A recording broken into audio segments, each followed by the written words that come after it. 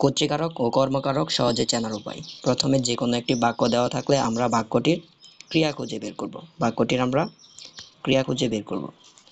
যেমন এখানে একটি বাক্য দেওয়া আছে যে বাঁশি বাজে। এখানে বাজে হচ্ছে ক্রিয়া, বাজে ক্রিয়া। কে বাজে? বাঁশি বাজে।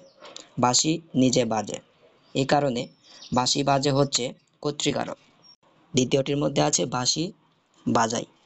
বাজাই হচ্ছে ক্রিয়া, কে বাজাই? বাঁশি বাজাই। বাঁশি কি নিজে নিজেকে বাজাতে পারে? না, তাহলে এই বাক্যটি হবে কর্মকারক। ট্রেন চলে। এখানে ট্রেন চলে, চলা হচ্ছে ক্রিয়া, কে চলে? ট্রেন চলে। এখানে ট্রেন নিচে চলে, এই কারণে এই বাক্যটি হবে কর্তৃকারক। ট্রেন চালাই। এখানে চলা হচ্ছে ক্রিয়া, কে চলায়? কে চালায়? ট্রেন চালাই। ট্রেন কি নিজে নিজেকে চালাতে পারে? না, কে চালায়? অন্য কেউ চালায়। তাহলে অন্য কেউ চালালে ট্রেন তো নিজে নিজেকে চালাতে পারে না, এই কারণে এটা হবে কর্মকারক।